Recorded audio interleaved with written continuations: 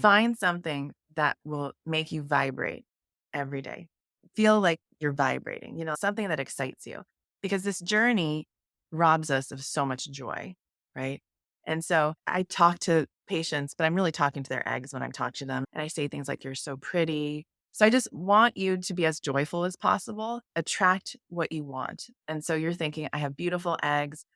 I'm worth it. And you just say these things. And I think patients come to you because you are both very positive and hopeful and Mhm. supportive people. And so I want my patients to always think of themselves that way also. I don't want to be the only one rooting them on. I want them to be joyful, find joy throughout their day. Off topic, I know. No, Um, I love it. I think oh, it's very much on topic. You're yeah, absolutely yeah, right. It's absolutely spot on. And you could even make a scientific argument, right? Like, that joy that you're feeling is releasing those endorphins. It's releasing those good brain chemicals we know. Lots of evidence from that, for instance, in the exercise world. And that's going to reduce the cortisol, help with stress, help with sleep. If you're feeling good, you're going to eat better, right? If you feel worth it, you're going to go to the gym. You're going to take the vitamins, the supplements, eat the kale, etc. right. So I think that's actually spot on. Hi, superhumans. I'm Dr. Mavis Garcia. And I'm Dr. Wise. We're two of the physician leaders at Markham Fertility Center, otherwise known as Our Baby, MFC. As fertility specialists, we've witnessed firsthand the challenges, triumphs, and the myriad of emotions that come with trying to conceive. Whether you're just starting to think about having a baby, actively trying, or facing challenges along the way, My Fertility Podcast will be your go-to resource for honest conversations and a supportive community. So grab a cup of coffee or tea and settle in, and let's demystify the world of fertility together. Hello, everyone. Welcome back to another episode of My Fertility Podcast. Today, we have a special treat for you. We are so thrilled to be joined by the amazing Dr. Aimee, also known as the Egg Whisperer. Dr. Aimee is a fertility specialist with a practice in the San Francisco Bay Area, and she's also the host of the #1 rated fertility podcast, The Egg Whisperer Show. Dr. Aimee was my first friend when I joined Instagram, so I call her my Instagram friend. And over the last 3 years, we have shared lots of stories together and connected many times over the platform. Today, she's here to join Dr. Weiss and I to talk about egg quality, and I think that you're going to love this conversation. Well, thank you for having me, you guys. I just want to echo that. Thank you so much for joining us. We're so excited to have you. When you came on earlier, I said it feels like I'm meeting a big celebrity and I'm kind of got sweaty palms. I'm not going to lie. Yeah, I am. I'm sorry too. The topic today is a really important one. It's going to be about egg quality and how do we improve egg quality, what supplements to take. And the science has changed so much since we all graduated, right? So I've learned a lot about egg quality from listening to you on Instagram, Dr. Aimee. Awesome. Well, yeah, I mean, I think as society changes, we are seeing, I know you are too, that women are starting their families older in life. And Mhm. oftentimes our desire to have a baby doesn't match up with the viability of our eggs. And it's so frustrating for me. And I Mhm. feel like I say this way too often, if men ran out of sperm, we would have found a way to reverse that. And because it's women, we just say, oh, honey, It's too like bad. too bad. And here is your book of egg donors that you can go through. Not to say that there's anything wrong with egg donation. There is not. But I think most women would choose to have a pregnancy with their own egg first.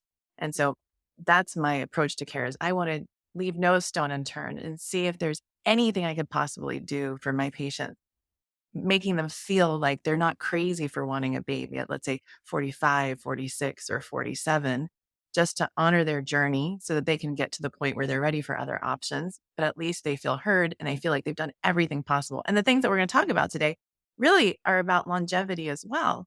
So it's not just about egg quality, but the things that I discuss with my patients about improving their egg quality also just help long term with their health and longevity. Because anyone who has a baby in their 40s, you have to do the math. You know how old you're going to be if you're ever going to see a grandchild, right? I mean, you're going to be in your 90s most likely. At the Mhm. way society is right now, with people having kids at 40, the new 40 is going to be 50. So I want to be able to remember things and not suffer from other medical conditions. So the things that I tell my patients to take, I actually take them myself.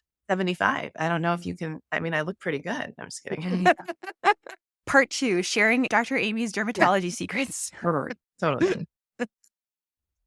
No, that absolutely makes sense. I mean, Dr. Weiss and I talk about it all the time as well, that, there Right. is so much science and development, but we still can't figure out how to turn back the clock on those eggs.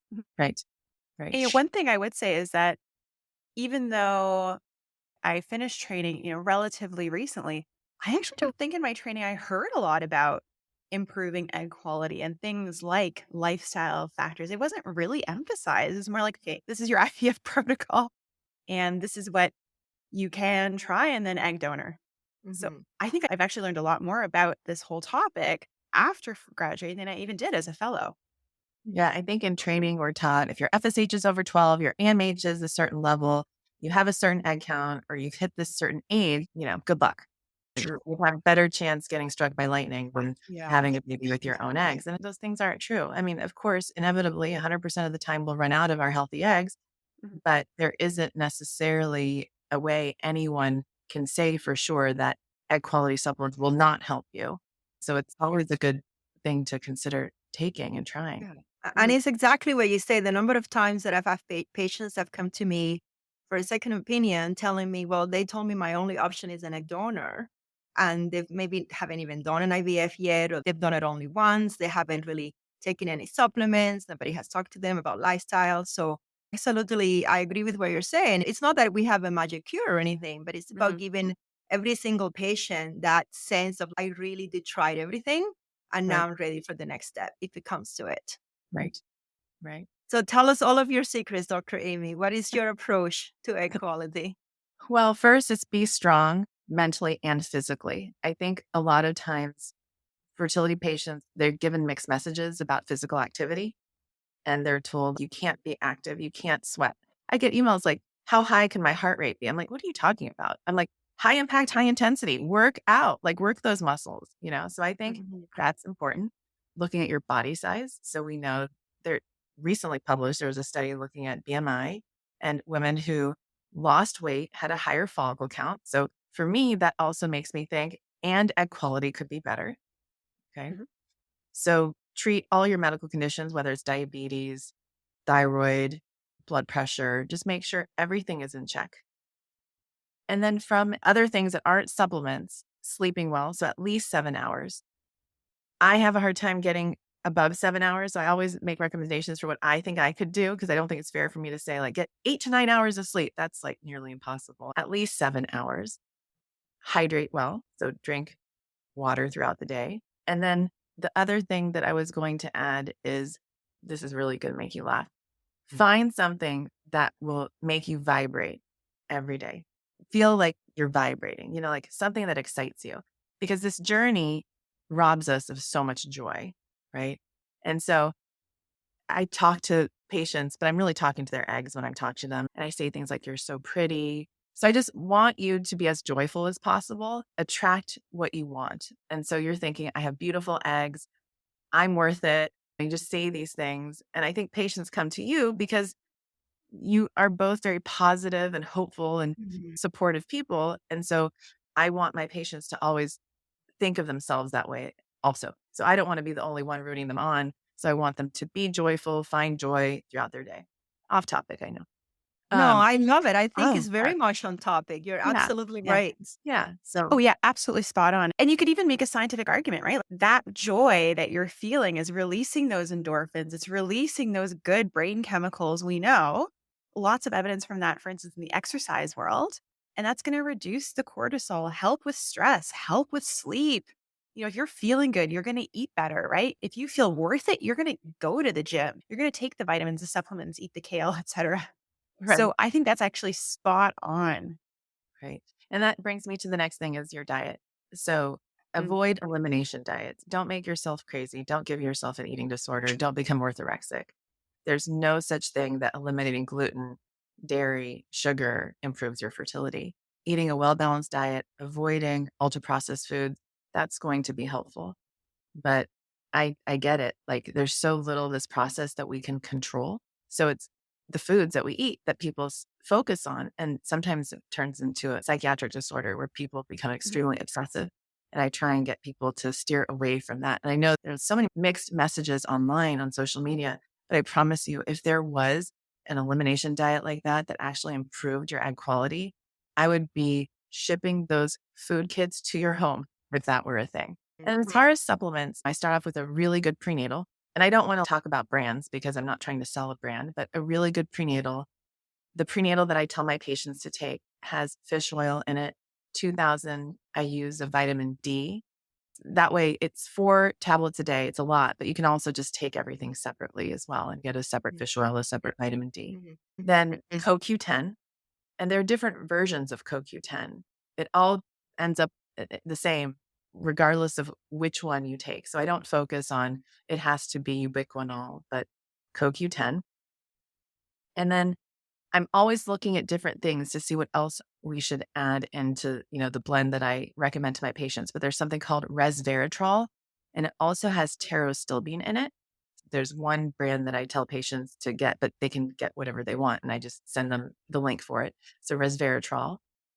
Then the next thing is nicotinamide riboside, and that is in a supplement. And I will call out this brand. It's True Niagen, just because there's so many different makers of it out there, and you just don't know which one is real, which one to trust. But I think this is the most trust. I'll share the dose on this one, and I'll kind of give you some tips about it. So I tell patients to start 150 milligrams first thing in the morning, and then slowly go up to 300 milligrams. And the reason why I say slowly is because it can make your heart race. It can make you feel a little bit excited. And sometimes that can feel like you're having an anxiety or panic attack. And that can be really disturbing for some people if you didn't know that it was going to feel that way.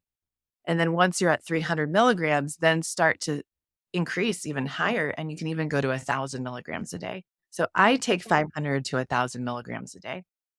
It helps with my mood. I mean, I'm always looking happy, mostly because of the Botox in my forehead. But I think the True Niagen has a lot to do with it. And then I also tell my patients that your eggs need their beauty sleep just like you do. And it's not about taking melatonin to put you to sleep, but it's really for the egg quality benefit. So that's all I tell patients to take. A prenatal, True Niagen, CoQ10, resveratrol, melatonin. I know it's a lot, but sometimes I have patients that have it's like their whole day is 300 supplements, and they have like 3 pages, single space typed of everything they take at 8, 12, 4, 8. And I'm like, stop it. Just do your prenatal, your CoQ10, your resveratrol, your True Niagen in the morning, and then take your melatonin at night. Or just take some of them. And, it shouldn't be a full-time job or even a part-time job. And then I have a couple other things. These are a little outside the box. I think what the thing is we live for outside the box. Yes. It's our favorite place to be. Okay. Well, this is a little outside the box. So red light therapy is something else that I tell my patients to do every day for about 20 to 30 minutes. It's just basically a very fancy heating pad that's expensive too. It's about $700, but it has other benefits. You can use it for surgery recovery. So after an egg retrieval, my patients say that they recover much better. For patients who have endometriosis, they have less pain. Their periods are better. They sleep better. They feel more well rested the next day. So I have my patients use this up until their transfer day or up until your positive pregnancy test. The other thing is ovarian rejuvenation, and not all ovarian rejuvenation procedures are the same. And I think it's important to know how it's being done, what kind of needle is being used, how they're processing your blood for the procedure before you agree to do it with somebody. So I've probably done it on at least 300 patients now, and I collect the data that I gather as far as rise in AMH, drop in FSH, pregnancy rates, and blast formation rates. And it does seem to help. Not everybody will see a benefit, but I do think that it's significant enough that I feel strongly that every woman who is told that you need an egg donor, of course, it's helpful if you are still ovulatory, that you should at least consider this an ovarian rejuvenation procedure. And there's different types out there. There's adipocyte stem cell rejuvenation, there's umbilical cord stem cell rejuvenation, and then there's ovarian PRP, which is basically from your blood. So those are the 3 different procedures that I discuss with my patients so they can see if this is something that they want to do. And I've had menopausal primary ovarian insufficiency, FSH levels of 90, who have, no ovulations for like a year, who've done one of these procedures, who are then ovulating. I've had patients ovulate and also get pregnant naturally, ovulate and get pregnant with IVF. So I'm not talking about 10% of women who are basically in menopause are going to be helped by this, but it's significant enough that it's much higher than you would ever imagine in your wildest dream. For someone who's very motivated to try this, it's something that they can consider trying. So now for the next thing, and, whenever I read a study, I say to myself, I'll try it. And so when I was reading about nicotinamide riboside and NAD, this is 6 years ago. I've been taking it ever since, and I've been monitoring my hormone levels. And this next thing is called rapamycin. And you might have already read about it and know about the I've anti-aging. read about it. Yeah. And so I have a 7-year-old and I'm 47 and she's going to have a kid at 50. So, oh my God, like I need to be almost like 100 to see grandkids for her. Right. So I'm like, okay, I want to live forever. My sister, on the other hand, she's like, why do you want to live forever? I'm like, that's stupid. I do. And so rapamycin may increase longevity by 15%. I mean, that's a lot. So I'm the perfect age for someone who is really wanting something like that. And it might have anti-cancer properties, and it might also prevent neurological disorders like Alzheimer's and Parkinson's disease potential. So I guess somewhere in a lab, someone saw the mice that were menopausal. There's a pregnant mouse now. And then someone said, oh, I wonder if this, I'm just projecting. I don't know that they really said that, but all of a sudden, it seems like someone is paying attention to women and their ovaries, and it may actually reverse ovarian aging, and it might slow ovarian aging, and it might improve egg quality. And I was so happy to see a study published in January of 2024 showing that they took one group of women and they put one group of women, the same group, and they went through IVF. And that same group of women, they then put them on this medication for 3 months and they had a much better outcome. So is this something that we're going to be giving all women over the age of 37 for 3 months before they do IVF? Maybe. But this is one of those things for my patients who are interested and still trying with their own eggs, who are not ready for egg donation. This is something that I've been talking to them about and I have been prescribing for them. I have a patient, she was 41, no periods, menopausal, FSH levels over 40. I gave it to her. She started ovulating again. She did get pregnant. Unfortunately, it was not a healthy pregnancy, but she still wants a chance and she still wants to try. So I don't see any reason why, if someone understands that this is not FDA approved for this indication, I don't think it ever will be, just because of the work that needs to go into getting something FDA approved like this.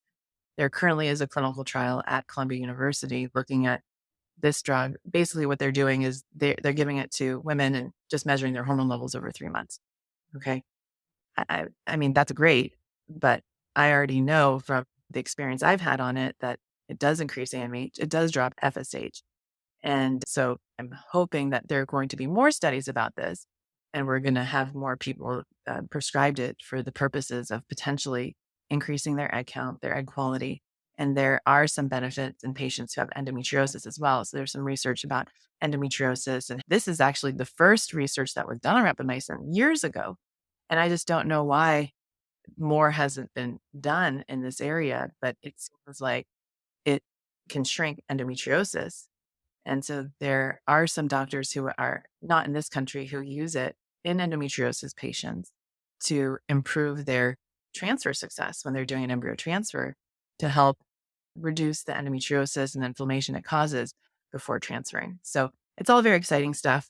It's a little bit out there because I know a lot of doctors, they want all the trials to be published and 15 years of research. But the thing is, like, my patients can't wait. My 42-year-old patient who really wants a baby with her own eggs, and I want to honor that.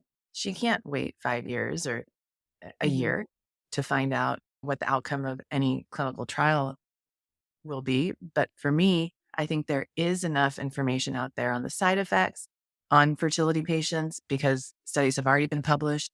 So I feel comfortable prescribing it to my patients off label. That's very interesting. The first time I heard about rapamycin was in that book by Peter Attia, Outlift. I don't know Yeah. if you've read the book. Yeah. Yeah. Yeah. Yeah. I didn't read the book or know anything. I didn't make that connection. I immediately, when I saw the clinical trial alert, I was like, what is this? I need to know about this. Reversing Mhm. menopause and ovarian aging. I'm like, this is what I've been waiting for my entire life for my patient. Yeah. Mhm. And I think you hit on a really interesting point that I think that all fertility doctors, or all doctors, grapple with. And we're trying to figure out where we're hearing about these new studies, new literature, new evidence about something, and trying to figure out how, if, when to incorporate into practice, especially in a situation with fertility where, as you said, time is of the essence. Month to month really, really can make a huge difference. And that's a really, really challenging thing. Have you noticed any side effects of patients on rapamycin? Yeah, there are two side effects I always warn them about. The first one is cystic acne, and the other one is sores in the mouth or stomatitis. So I'm like, I'll handle that side effect any day. And I would say about 20% of them will experience that. The stomatitis goes away over time. And then the cystic acne does as well. Those are the side effects that I see most commonly. And then for some people, the sores, what they can do if they get them, they can drop the dose and then go back up once things get better. But it's really cheap. The medication is about, I think it's about $20 a month. I found it the cheapest is through Amazon Mail Pharmacy. And now they're going to run out of it, probably because I said it. And they're going to be like, oh, we're not going to offer this anymore because it's being used for fertility. Right. Yeah. Yeah. Yeah. Very, very likely. So do you normally use it 3 months prior to an IVF cycle? Well, I mean, I just started feeling comfortable prescribing it to patients doing IVF because I was kind of waiting for someone to publish a study on IVF patients. And now that I feel comfortable incorporating it in my practice for IVF patients. So I don't have anyone yet that has cycled on it. And I think the 3-month thing is just like a study protocol, you know, Right. so Yeah. take it for 3 months and see what happens. But when I started checking my own levels, I saw my FSH dropped very significantly and my AMH rose by like a tenth of a point after the second month. So, Mhm. 2 months is all you need. It's hard to say really how long you need. Mhm. I don't know Mhm. yet. Mhm. Very interesting. I always learn so much from you. I'm curious. So let's say, and this is something that I personally grapple with, so I'd love to hear your opinion. You have a new patient, she's, I don't know, 40, 41 years old, egg reserve is on the lower side, and she's interested in doing IVF. Do you move forward with IVF first, or do you try lifestyle things for 3 months, then move into IVF? Because it's time is of the essence. And I think that that's something that I personally don't think I have a great way to navigate in that conversation. Yeah. So I think we have to be very confident with our recommendations because they're going to get very strong recommendations online through social media. So I just say do everything in tandem. Pick up that Mhm. CoQ10, start taking it today. There's no reason to think that you need to take it for 2 or 3 months before you start IVF. And this concept of I have to work on my egg quality, I'm like, no, think of it as Thank support it. you. We're just going to support your egg quality and we're going to do all we can to extract really healthy, beautiful eggs as soon as possible because you can continue to work on it and do IVF at the same time. So I agree. I mean, I don't think waiting 2 or 3 months for someone who's 40 or 41 is a good idea. Mhm. Especially when people have those lofty goals of like, I'm going to lose a large amount of weight, or the general goals, like, I'm going to get really healthy. Yeah. That's a And I'm tough glad one. you brought up weight loss. So I also Mhm. prescribe injectable semaglutide. So I Mhm. highly recommend them to my patients, especially if your BMI is over 30, to lose weight and lose weight pretty rapidly in a way that you could never have imagined before these medications were available. So my patients find them life changing. They can't believe the results that they see when they take them. And I just tell them to stop 1 week before their egg retrieval. And then I know there are different recommendations out there as far as like when to stop them for the transfer, but I tell them to stop when they start their transfer meds. Some people say stop 2 or 3 months before, but I feel comfortable saying stop when you start transfer meds. I have seen some fantastic results as well with semaglutide. And now there are all these companies that are selling it online like $300 a month, which is pretty doable. I mean, previously you'd spend over $1,000, but now that there are all these companies out there that are compounding it, I think it's more affordable than it ever has been before. I'm curious, so going back to the red light therapy, can you tell us a little bit more about it? Like, how do you recommend it and what type of patients do you recommend it for? Yeah, I mean, I recommend it in anyone who might have endometriosis, pelvic pain. So I know it can help with that. I recommend it in all of my patients where I'm thinking that egg quality could be an issue. And then, believe it or not, I also recommend it in men. I just tell them not to wrap it around their testicles like a diaper. There should be a laugh track because that was funny. So there is evidence that in men, red light can increase testosterone. And we know that Oh, if testosterone is going up, it's because sperm production is increasing as well. So I have guys also use it. They use it for the same amount of time, but they don't put it like down there. They can put it on their chest or lower back. right. And then I had a patient tell me once that she loves using it because when she uses it, she knows that her husband's not going to try and have sex with her. It's like a boner blocker because it's a shield because it's big and it's red and it like glows. Is it the same as the red light therapy that the dermatologist recommend? You can also use it on your face. But just wash it first. Yeah, I mean, you can use like a tent. Yeah, don't put on. Yeah, but yeah. There's different devices out there, but it comes like I think with like a little stand for your face, so you can also use it over your face too. I I think we're all see. going to be ordering one now. I want one too. I still haven't bought one. And I tell my patients, as soon as you're done with it, I'll buy it off of you. And no one wants to sell it back to me because they want to use it forever because of their indications. I mean, I've heard of it, but not in the context of egg quality. That's great. Well, I do have another question. You mentioned there are 3 types of PRP. Which one do you use? I do ovarian Like, PR. I don't do adipocyte because that involves a liposuction procedure. And I don't do umbilical cord blood stem cell rejuvenation because that involves cord blood. Um, and in the United States, it's illegal to use someone else's stem cells in your own body. So they have to go outside the country for that. And I will add, though, that I used to say that cord blood banking was one of the biggest scams in modern medicine, that there's actually no reason that anyone should bank their baby's cord blood until now, because you can use those stem cells potentially from your own cord blood, I'm thinking in the United States in the future. So I imagine telling, someone in 40 years when you're ready to have a baby and you can't because your egg quality may not be as good, I can say, well, let's get your cord blood, the banked blood shipped from the cord blood bank, and I will process it and inject the stem cells into your ovary for you. I mean, I would have never thought that I would have ever had a conversation like this when I was in med school in like 2001.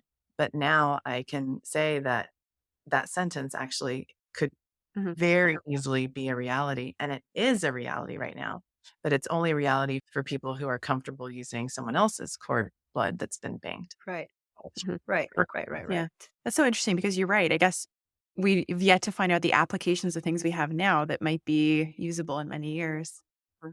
I have a question and sort of a bit off topic, not necessarily about equality, but the world of fertility, the field of fertility is so rapidly changing. And it's just wild in terms of what we're doing now versus what we did, let's say, I don't know, 15 years ago. What do you think is going to be the next big discovery, the next big thing that's going to come in the world of fertility, let's say in 10, 15 years?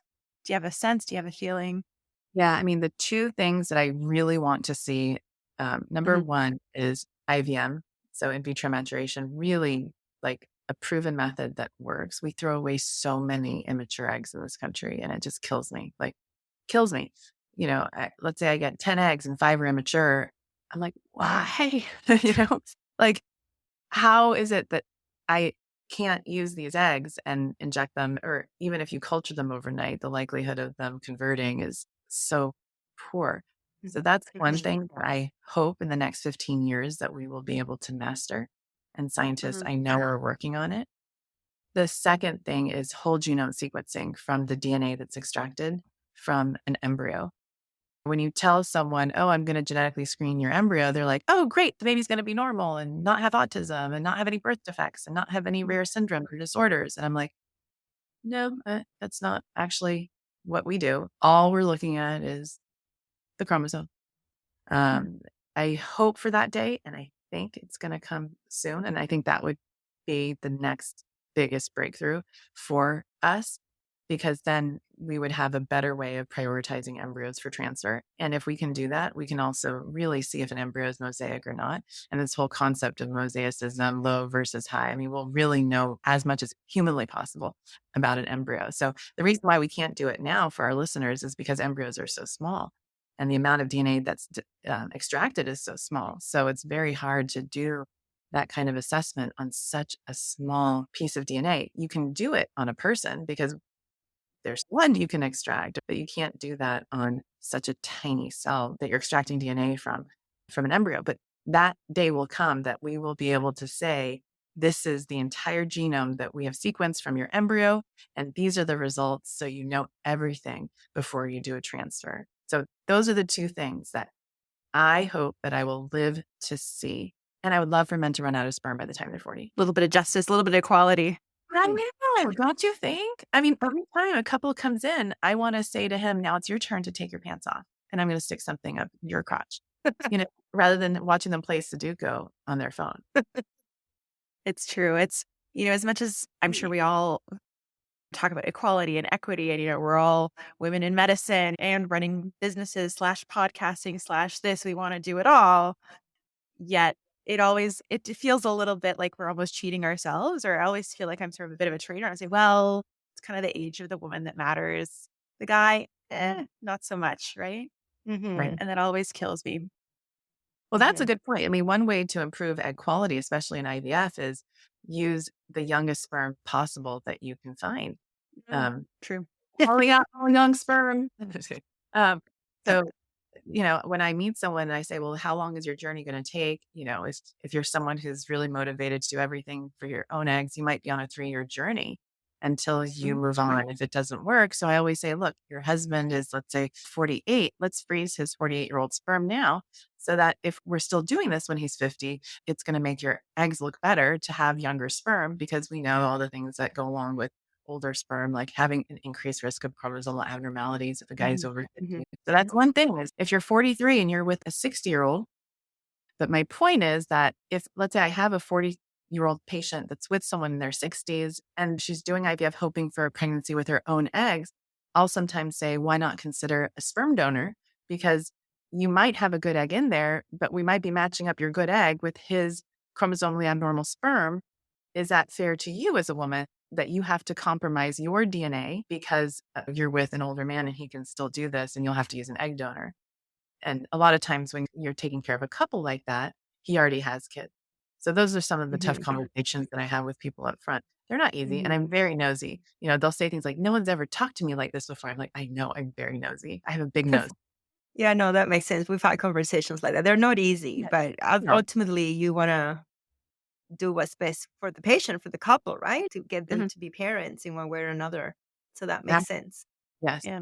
And it's true. You have to know that the social connections of who's with whom and what's going on, and are there other children? What's the bigger plan? With the caveat, I always try and tell my patients, are you going to stay with this person for longer? Is this the person or not? We need to know. It's very important. I was literally going to say that. I mean, because that's good for your egg quality. Because I got to tell you, if you're going to be separated or divorced when you're older and you don't have access to those embryos anymore, that affects your egg quality, because now you have to start over. And that's really not fair to the woman. But at the same time, you should really think about, if you're not going to be with this person, consider freezing eggs before you start your pregnancy journey with them. And during COVID, I would ask this question. I don't feel like I need to as much anymore, just because people are less stressed in general. But I used to ask on all my first calls with people, I would ask them, what's the likelihood that you guys are still going to be together in 1 year from today? And I was so surprised by some of the answers. And sometimes the husband would say something totally different than the wife. I had this one couple, and I think it actually made them better as a couple, because I asked this question. I said, what's the likelihood that you'll be together in a year? He said, like, they both answered at the same time. He's like 30%, and she goes 95%. And then she looked at him, like she was down him. Like, I was like, oh my God, do I need to call like the police and go do a welfare check on him? But actually them having that conversation about like what's wrong in the relationship, they're very strong as a couple now. And so I think looking at your relationship, it's a great point that it's really important as women to do, because I unfortunately have had patients who've separated and then they've aged out of having a pregnancy with Yes. their own eggs. Yeah. And that's really a hard thing to see. So if you're having relationship problems, you don't need a man's permission to freeze eggs. Just go ahead and do it without thinking that you need his permission. Yeah, absolutely. 100%. Those are really sad. I've been doing this for 11 years now, and I remember a patient who they tried to get pregnant together with their partner, and eventually they made embryos. They didn't come back for an embryo transfer, and then all of a sudden I get the disposition on my desk to discard these beautiful euplot embryos. So I called her, and she was like besides herself bawling. She had no option. She had to discard them because they had now not been together, and she's older and had really lost that opportunity to be a mom because she was in a relationship that didn't go anywhere, and I never forgot her. It absolutely broke my heart. So I Yeah. do have those conversations with patients, and I know sometimes that makes us sound like, "Hey, lady, I'm here to give me a baby. You're not a marriage counselor or whatever," you know? So it can make us seem very, very nosy, like you say. But when you've been doing this long enough and you see those cases, you really do have to put those things into question. The same for patients who are going through cancer treatment, who are freezing their eggs, and they might have a relationship there, but cancer is a huge stressor, right? And this might be their only opportunity to get some eggs out. So it's a good thing to think about and bring it Mhm. up. One of the debates that often comes up at fertility conferences that we'll see, and I think I know what you're going to say. Do you think that, let's say in a few years, all women at between 25 and 30 should just freeze their eggs, full stop? Yes, I think they should consider it. And considering egg freezing means you learn about your fertility. So I Mhm. think everyone should take my egg freezing class. And it doesn't mean that everyone should freeze their eggs, but they should kind of do a check-in and see if they want to have kids. And if there's a chance you do, freeze your eggs. Mhm. Maybe we can turn a skin cell into an egg cell in the future, but I wouldn't bank on that. That Mhm. is going to be reality for us. It's possible. I Yeah. mean, I think they just published something out of Oregon related to, you know what I'm talking about. But I would say everyone should consider egg freezing. And I don't think it should be everyone should do it, but I think that you can prevent a lot of the infertility that we're seeing due to age by freezing eggs at a young Yep. age. So egg freezing first became Yep. available, like more popular. People were doing it as a reaction to being older, a reaction to having levels that weren't very good. And so people were freezing bad eggs. And now things have changed. People are freezing the good eggs because they're freezing younger, which is great to see.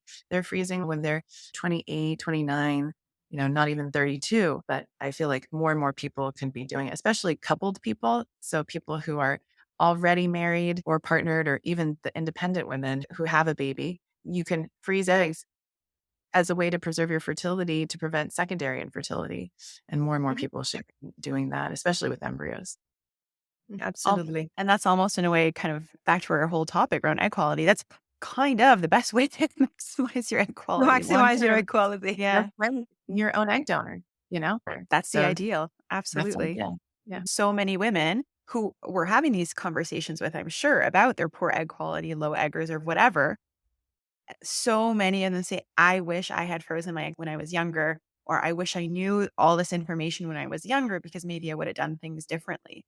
In the last few minutes of this conversation, do you have something that you would like to share as sort of a message to patients all over the world? Because I know you reach people all over the world.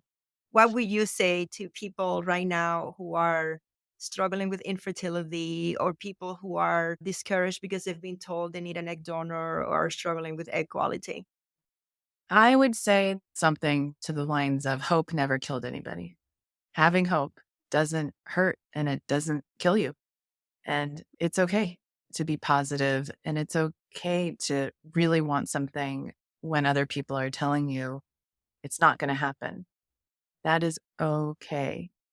And I have to remind myself that when I talk to my patients as well. I mean, I see the 47-year-old who hasn't had periods in 10 years, whose FSH is 90, and she still wants a baby with her own eggs. And she is struggling, but I have to show her so much love. And I have to say, it's okay to still have hope.